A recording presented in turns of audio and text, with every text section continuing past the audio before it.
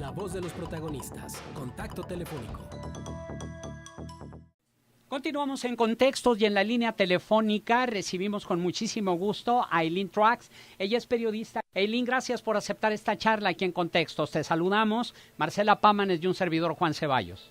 Escribiste un libro de los Dreamers, ya platicamos de ello aquí en Contextos en alguna ocasión anterior, y quisiera que nos hablara sobre las acciones del gobierno de Estados Unidos contra migrantes con deportaciones que van en aumento, y también conocer tu opinión de la respuesta del gobierno mexicano al respecto, así como de la lucha de los Dreamers por permanecer en territorio norteamericano. Si te parece bien, empecemos por estas acciones del gobierno de Estados Unidos contra migrantes con deportaciones que van en aumento.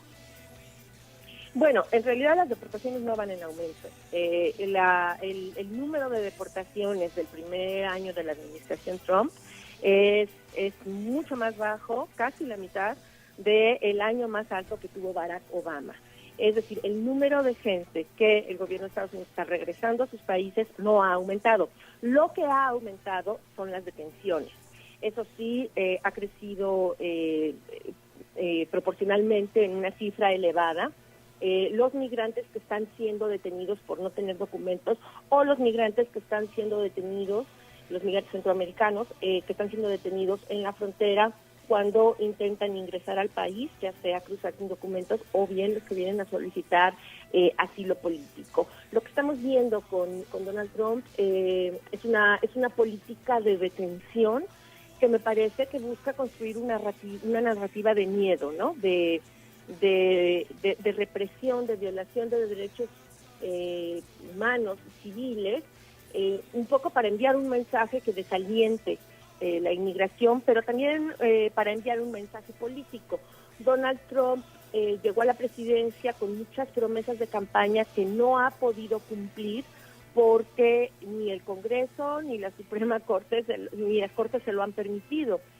Donald Trump no ha podido conseguir dinero para el muro en la frontera, no ha conseguido dinero para incrementar el número de agentes de inmigración, no pudo echar para atrás Obamacare, el Congreso lo frenó, no pudo instalar el Muslim Ban, la Corte lo frenó. Entonces, lo que vemos es que se acercan las elecciones intermedias, las elecciones de Congreso este noviembre, y Donald Trump no tiene nada que ofrecer a su base republicana, y podría estar en riesgo de perder la mayoría en el Congreso. Entonces, a mí me parece que mucho de lo que estamos viendo es una medida un poco desesperada, si se quiere, para mandar el mensaje de que él sigue con su mano dura sobre los migrantes.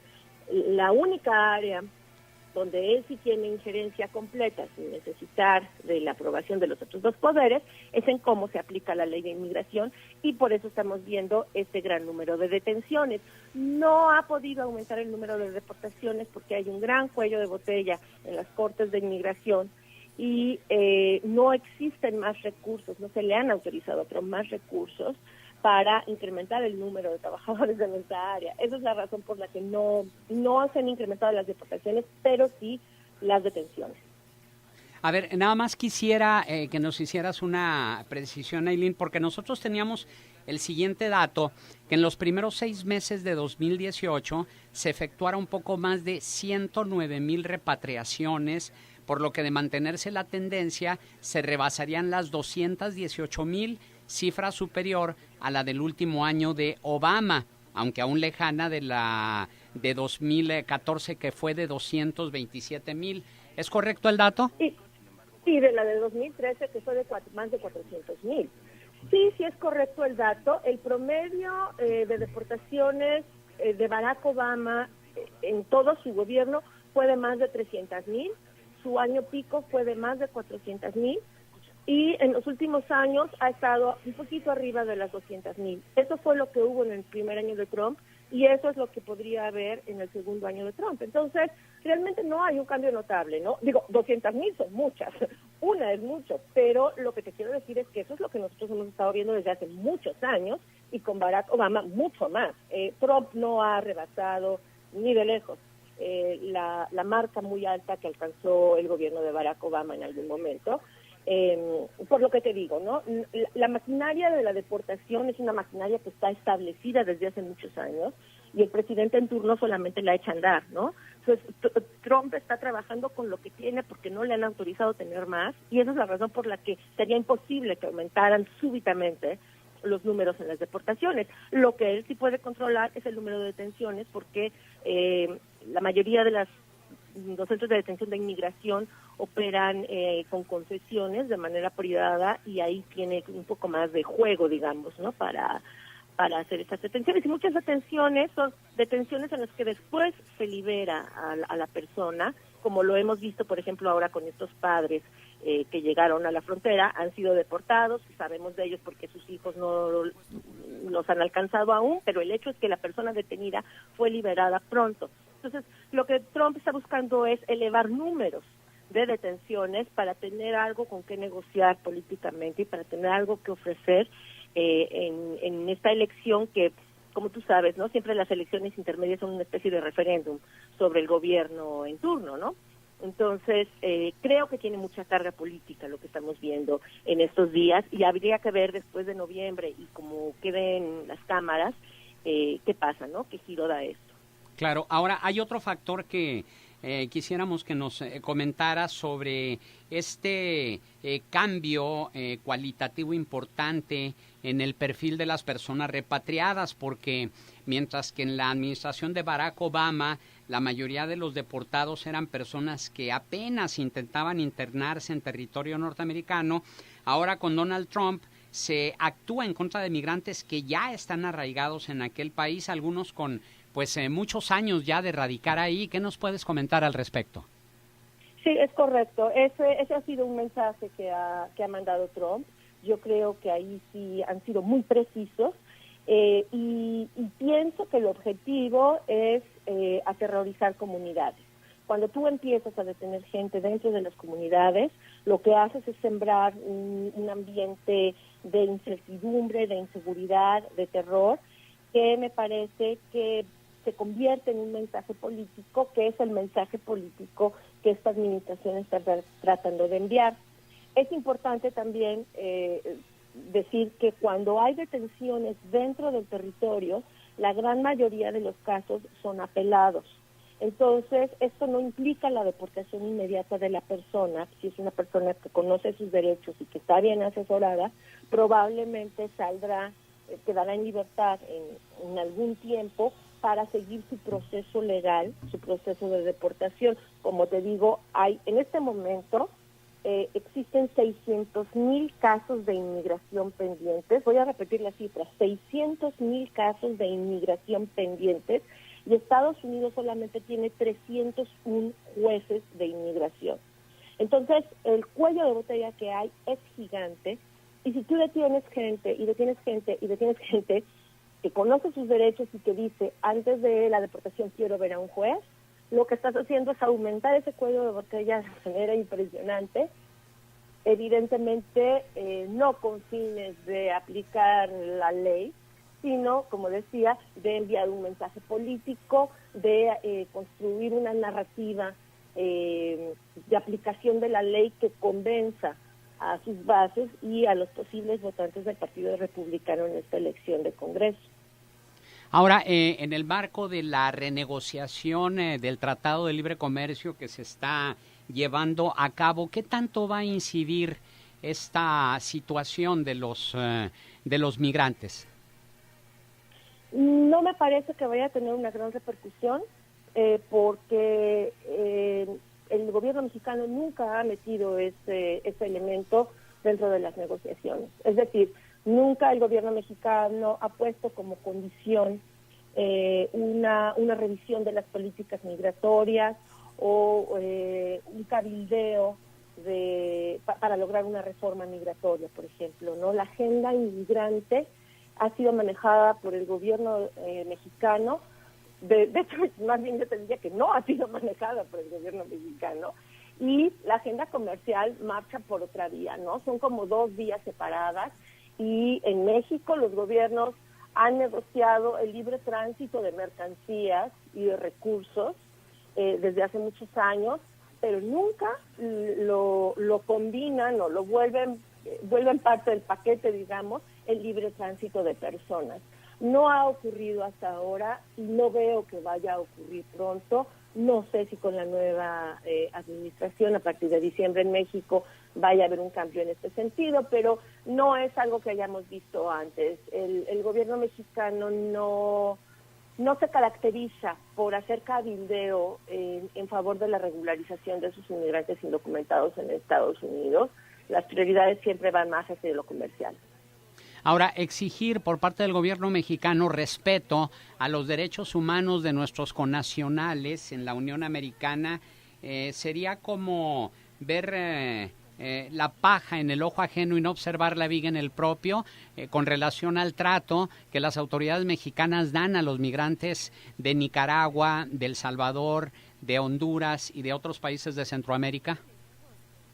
Yo te diría que sería no ver la viga en el ojo propio con relación a cómo trata el gobierno mexicano a los migrantes mexicanos que regresan.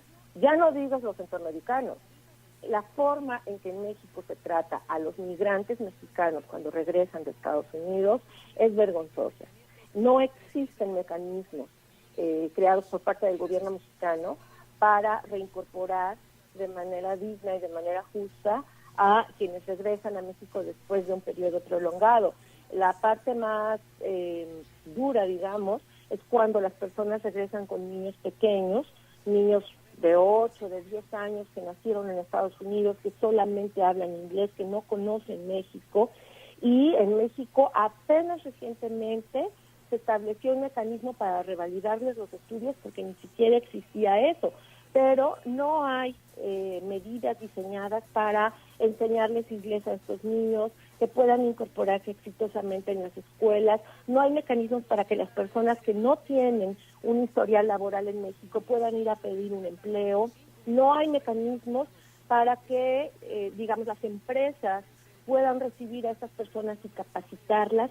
Es como si no existieran cuando vuelven. Dan por sentado que las personas que regresan de Estados Unidos tienen que encontrar una manera de adaptarse y que el gobierno mexicano no tiene responsabilidad sobre ellos, a pesar de que muchos de ellos regresan después de 20, de 30 años de haber estado enviando dinero, enviando remesas y manteniendo andando la maquinaria en México, ¿no? Generando esta riqueza artificial en algunas poblaciones y en algunos estados que de otra manera no tendrían formas de supervivencia. Entonces, desde luego, ¿no? Exigir el respeto a los derechos humanos de los migrantes en Estados Unidos sería la obligación de México, pero también sería la obligación de México respetar los derechos de sus migrantes mexicanos cuando vuelven a México. Y yo creo que también eso compete a la sociedad civil, ¿eh? Yo creo que a todos nos ha tocado ver que cuando alguien regresa, en México le dicen para qué te fuiste, pero bien que te querías ir, eres un traidor, fuiste cobarde por no quedarte a pelear aquí, una gran cantidad de cosas, en lugar de reconocerse el sacrificio y la generosidad de los migrantes mexicanos que dejan atrás muchas cosas por el bienestar de su familia. Y lo importante que resultan esos recursos, esas remesas que llegan al país. Ayer dábamos cuenta de la información que nada más en el estado de Durango se recibe $1 millón diario de remesas de duranguenses que se encuentran en Estados Unidos. Y finalmente, Aylin, si pudieras comentarnos cómo va la lucha de los Dreamers por permanecer en territorio norteamericano. Bueno, acá tenemos un atorón legal. Como sabes, el presidente Trump hizo un llamado al Congreso para que en 6 meses implementaran una ley que permita la regularización de estos chicos que llegaron a Estados Unidos siendo menores de edad y que son adultos. Y los 6 meses ya pasaron, el Congreso no ha logrado ningún acuerdo, pero varias organizaciones y los procuradores de varios estados en Estados Unidos interpusieron apelaciones para contravenir la decisión del presidente Trump y un par de cortes federales ya han fallado a favor de estas apelaciones, ordenando al gobierno que se siga manteniendo DACA, este programa que protege temporalmente de la deportación a los jóvenes Dreamers. No les da residencia, no regulariza sus estatus migratorios, pero les da un permiso temporal de trabajo y temporalmente los protege. Esta protección temporal es la que está en juego, al tiempo que una Corte Federal ya ha ordenado que el programa siga en curso. En otra Corte Federal, está en Texas, el gobierno de Texas y otros 8 gobiernos estatales están pidiendo que se detenga completamente, que se eche para atrás completamente DACA. La resolución la conoceremos posiblemente en algunas horas y se espera que sea negativa, se espera que el juez de Texas diga que DACA debe detenerse. Y en esta situación, como hay 2 jueces federales dando órdenes que son contradictorias entre sí, el de Washington, D.C. dice que DACA debe seguir, el de Texas probablemente fallará, que DACA debe terminar. El caso pasaría automáticamente a la Suprema Corte, donde se tendría que decidir el futuro de los Dreamers. Los tiempos no se conocen, ¿no? La Corte tendrá que decidir cuáles son los tiempos para aprobación, pero insisto, hay que mantener en mente que en noviembre hay elecciones y que todo esto que estamos viendo tiene mucho que ver con ello y con el discurso político y con la necesidad que tienen ambos partidos de convencer a sus votantes para que sus congresistas sean reelectos o electos en estas elecciones de noviembre. Pues estaremos muy al pendiente de lo que suceda en estos días con los Dreamers, un tema muy importante. Eileen Trax, periodista, nuestro agradecimiento por tu valiosa participación aquí en Contextos. Muchísimas gracias a ustedes, como siempre, en salud. Buenos días.